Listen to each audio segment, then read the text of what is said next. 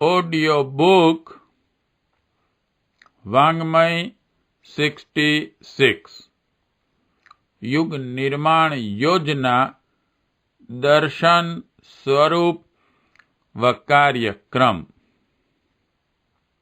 Chapter 1 part 10 जीवन साधना का आधार मनन और चिंतन।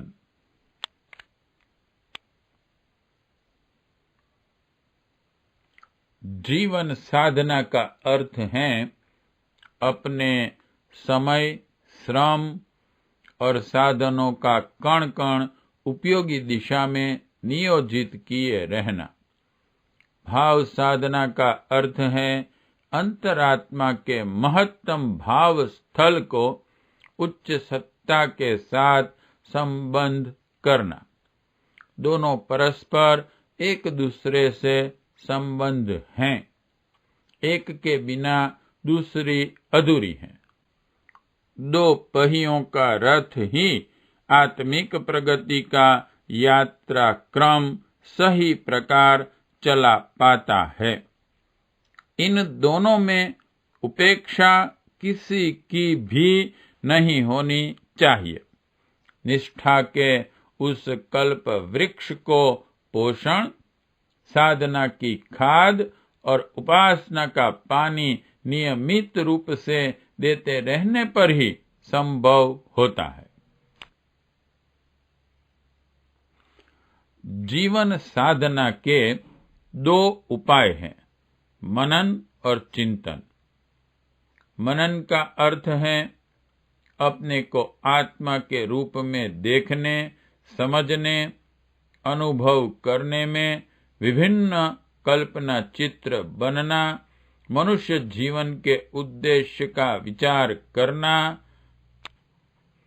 अन्य जीवों की अपेक्षा अपने को मिली हुई विभूतियों का मूल्यांकन करना, वे जिस प्रयोग के लिए मिली हैं उसका विवेचन करना, मरने के बाद ईश्वर के सम्मुख उपस्थित होने और न्याय तुला पर खरे खोटे उतरने के परिणामों के भले बुरे फल मस्तिष्क में अपनी वर्तमान गतिविधियों में घुसी हुई अवांछनीयताओं को ढूंढ निकालना, उनके कारण उत्पन्न हो रही हानियों का हिसाब लगाना। इन भूलों को सुधार लिया तो संभवतः प्रगति का स्वरूप तैयार करने जैसे आत्मनिरीक्षण और आत्म परीक्षण के विभिन्न पक्षों पर विस्तार पूर्वक प्रकाश डालना मनन का प्रमुख उद्देश्य एवं स्वरूप है।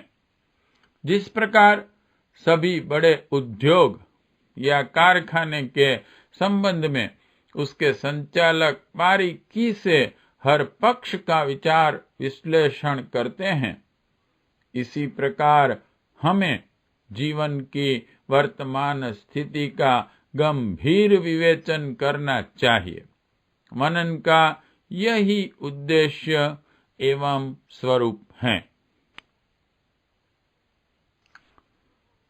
चिंतन कहते हैं विवेचन के आधार पर सामने व्यक्त हुई त्रुटियों में सुधार करने के लिए एक सुनिश्चित रूपरेखा बनाना, उसे कार्यान्वित करने का साहस एकत्रित करना। ऐसे उदाहरण ढूंढने चाहिए जिनमें दूसरों ने ऐसी ही स्थिति को बदल डालने का साहस किया हो, कार्यक्रम बनाया और निभाया हो। उसी आधार पर अपने में आवश्यक हेरफेर करने के लिए विचार क्षेत्र में और कार्य क्षेत्र में क्या क्या करना चाहिए, कैसे करना चाहिए, उस परिवर्तन में आने वाली बाधाओं से कैसे निपटना चाहिए। आत्मिक विकास की इस सांगोपांग योजना एवं कार्य पद्धति का नाम ही चिंतन है। चिंतन और मनन दोनों ही हमारे नित्य कार्य में सम्मिलित रहने चाहिए। जीवन के कितने ही पक्ष हैं, उनमें से एक एक दिन एक एक पक्ष को लाया जा सकता है। एक दिन शारीरिक, दूसरे दिन मानसिक, तीसरे दिन दाम्पत्य जीवन, चौथे दिन शिशु समस्या, पांचवें दिन आर्थिक, छठे दिन उपासनात्मक, सातवें दिन आध्यात्मिक पथ पर विस्तृत कल्पना चित्र बनाने। उनका निरीक्षण परीक्षण करने से जीवन क्रम की एक परिष्कृत पद्धति और प्रक्रिया विनिर्मित हो सकती है और उस पर चलने का संकल्प एवं साहस पूर्वक कदम उठाया जाए तो आज का तुच्छ दिखने वाला जन्म कल से ही महत्ता की ओर द्रुत गति से बढ़े चलता हुआ दिख पड़ सकता है। हर दिन नया जन्म, हर दिन नई मृत्यु का अभ्यास चिंतन और मनन की साधना को व्यावहारिक रूप देने में बहुत सफल रहता है। प्रातः काल आंख खुलने और शैया त्यागने के बीच आमतौर से कुछ अर्ध विश्राम जैसा समय रहता है। उस समय यह सोचना चाहिए कि आज अभी अभी हमारा जन्म हुआ और उसकी आयु केवल एक दिन की है। रात को सोते समय इस दिन जीवन की समाप्ति हो जाएगी।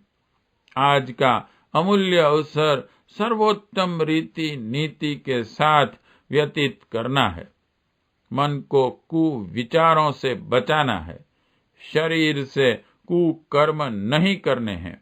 समय तथा श्रम को उपयोगी कार्यों में लगाना है।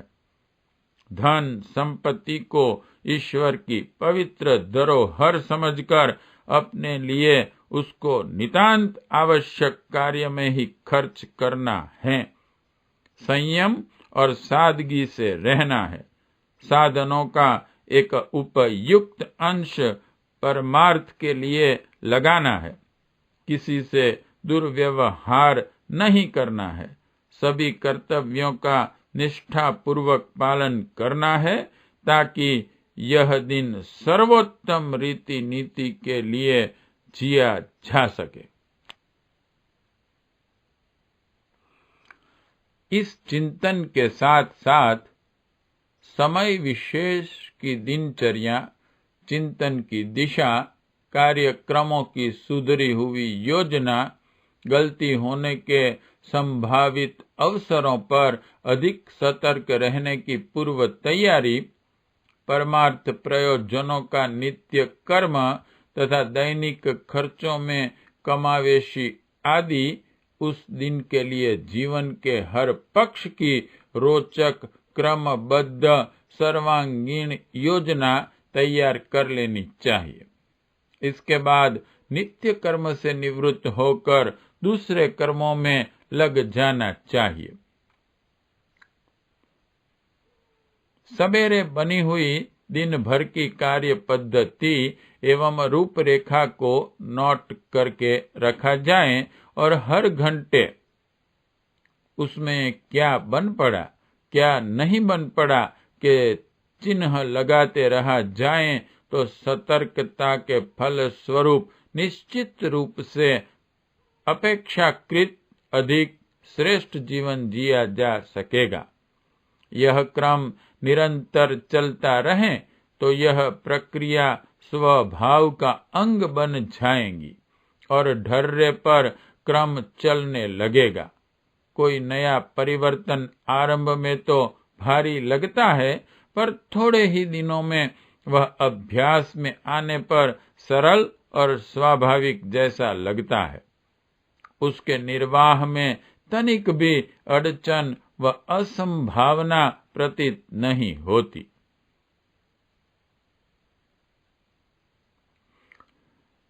दिन भर इस प्रकार व्यवस्थित और योजनाबद्ध दिनचर्या बिताने के उपरांत रात को सोते समय यह विचार करते हुए निद्रा देवी की गोद में जाना चाहिए कि आज के जीवन का अंत हो रहा है और प्रसन्नता पूर्वक निद्रा मृत्यु की गोद में चिर विश्राम किया जा रहा है।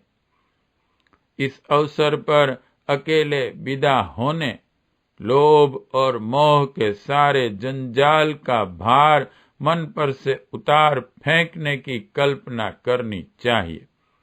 धन और परिवार केवल उन उद्देश्यों के लिए सेवा साधना को चरितार्थ करने के लिए मिले थे, वे अपने नहीं ईश्वर की अमानत थे। ईश्वर को लौटाकर हल्के चित्त से शांति और प्रसन्नता पूर्वक विदा हो रहे हैं। यह विदाई का चिंतन लोभ, मोह, अहंकार, वासना आदि अनेक मानसिक जाल जंजाल को सहने में सहायक होता है। युग निर्माण परिवार के प्रत्येक सदस्य को मनन चिंतन की नित्य जन्म नित्य मृत्यु की विचारणा को अपने दैनिक जीवन में महत्वपूर्ण स्थान देना चाहिए। पाठ 10 समाप्त।